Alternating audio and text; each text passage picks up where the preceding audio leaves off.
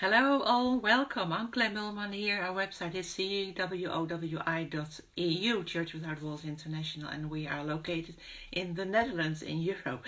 Good to see you again. This is part 3 about when, God, when. And I have been talking about when you have a promise of God and you know it's from Him, it's from the Spirit, and then you expect it to happen any minute, maybe today or tomorrow, but then it takes a long time and you don't see it happening and you wonder yourself, did I do something wrong? And there's that whole process that is in your mind.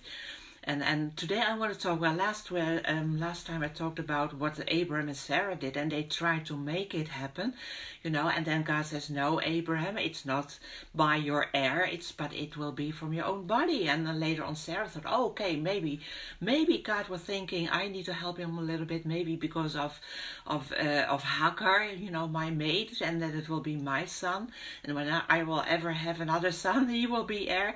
And then God said, "No, it will be through Sarah." So that was they had to deal their thinking, Well, go to Hebrews 11. Can you imagine the way they were thinking, and they tried to figure out how it could happen because they were old. And in Hebrews 11 it says about Sarah, and this is a scripture that I really, really love. It says, "By faith Sarah herself also received strength to conceive seed, and she bore a child when she was past the age." Actually, she was 90 when she got Isaac, because she judged him faithful who had promised. And that is a key. She judged him faithful who had promised. First of all, it was God who promised. It was not their idea to have a child, not at all. Although they wanted to have children, but they thought, okay, we were too old. So God made a promise. It started with Him. And when something starts with Him, then you can have faith. Faith doesn't mean that you can, whatever you like to have, you just proclaim it and God will do it. No. Faith starts when you have a promise from God, when He says something to you in your spirit, and then you obey, or then you do it. That's actually what whole Hebrews 11 is about. It's about faith, so you have to read it yourself. But she judged him faithful. A judge, he is like the pros and the contrast, so to speak. Those people who are for, that could happen like this, and no, it can't happen like this. So that was that process in her mind, thinking, okay, but I'm too old. How can it ever happen? Abraham is too old. How can this happen? And then the other side, it's but it was God who promised. So who is God? God cannot lie. So how is it going to happen? So she made a decision and she judged him. He has to be faithful. He promised it. The Amplified Bible says she considered him to be reliable and trustworthy and true to his word. So maybe that took years. I suppose that took years for her to come to that conclusion, that she finally trusted him, that she considered him to be faithful. That what he said, reliable is that someone can be trusted, that you can believe someone. And trustworthy, of course, it means a person is worthy to trust. So it depends on getting to know the person who made a promise. That's what it is all about. And so in our lives, in your life too, when you have a promise and you don't see it fulfilled yet, go to who is promising it. Is God the Father promising that? Yeah, okay, who is He? Go back in your life, go back to the track record that you have from Him, the things that many times He came through. What I always do, I write things down, and then later on I go back in my book and I think, oh yeah, that's true, I prayed for that and the Father did it. I totally forgot about that. And then you go back and you see the faithfulness of God, and then you will see He is able to perform it. He is trustworthy. I can trust Him when He says, I will have a baby, although I'm 90 years old or whatever. He will do it. I don't know how, but He will make it come to pass. So she judged him faithful. Okay, and then when you go to Romans 4, it talks about Abraham, and that is actually a lesson that we can learn from him too. Let's see, Romans 4:17, it says, as it is written, what God said, I have made you a father of many nations in the presence of Him whom he believed, God who gives life to the dead, and calls those things which do not exist as though they did. So faith is what God does. He calls those things which do not exist yet, as though they do. So he said, I have made you a father of many nations. He was not yet, but for God it was already done. And then it says about Abram, who, contrary to hope, in hope believed. Meaning, he hoped and then nothing came. Maybe next year, no. And another year went by. Maybe next year I'll have the baby. No, another year went by. But in hope he believed, meaning he was expectant that God would fulfill his promise.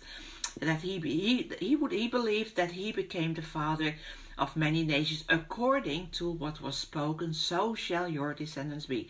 So it's according to what was spoken.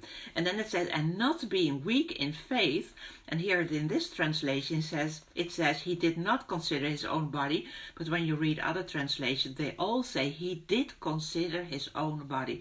So he knew. He was not denying. He was not saying, oh yeah, my body is strong and whatever. And sometimes people think when you have faith, you say you deny the natural facts. But no. He did not deny that his body was old and that he already had died. And the deadness of Sarah's womb, he knew that. And of course you can say, okay, I don't know how it is going to happen, Father, because I am too old to have a baby. So he did consider his own body. But, verse 20, he did not waver at the promise of God through unbelief. So he knew that promise and he knew who promised it to him. He knew God. So when you have a promise, you have to go back and get to know him.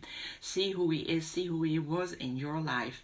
And then it says he was strengthened in faith and giving glory to God, verse 21, and being fully convinced that what he has promised he was also able to perform. Do you see that whole process in his mind too?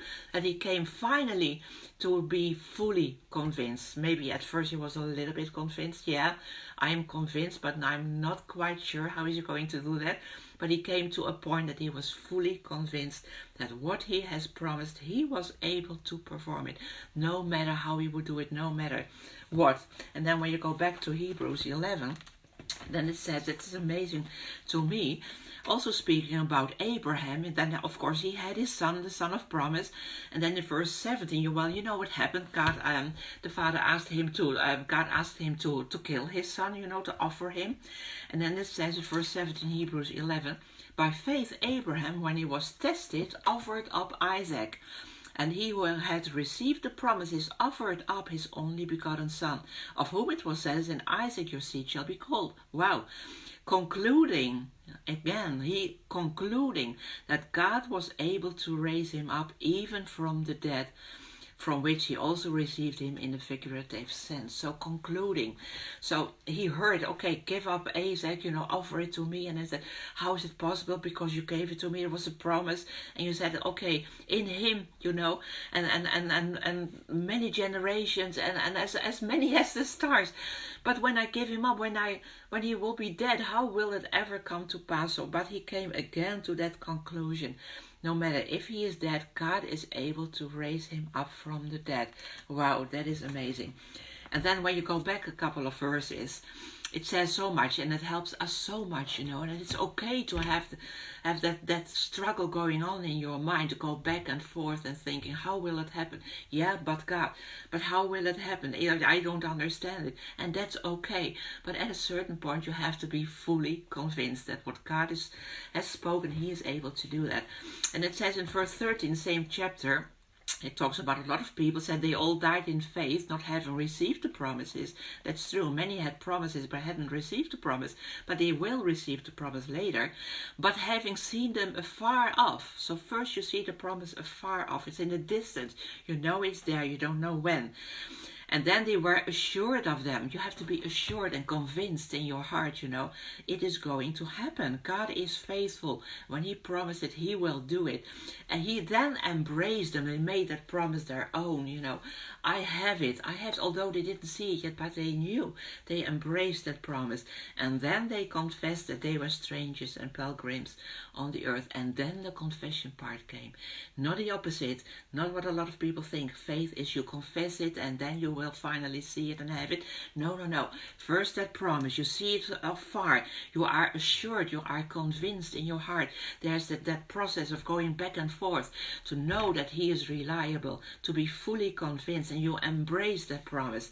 And then you can confess it because it's in your heart and you know it's going to happen. You know God will do it. And you don't know how, but that doesn't matter. It's up to him to do it.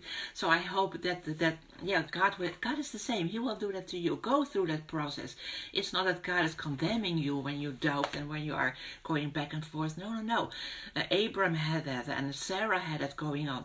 And God is looking at us the way, how we figure things out and how we come to a conclusion that he is able to do what he has promised in your life. I hope that has been a blessing. See you next week. Bye-bye.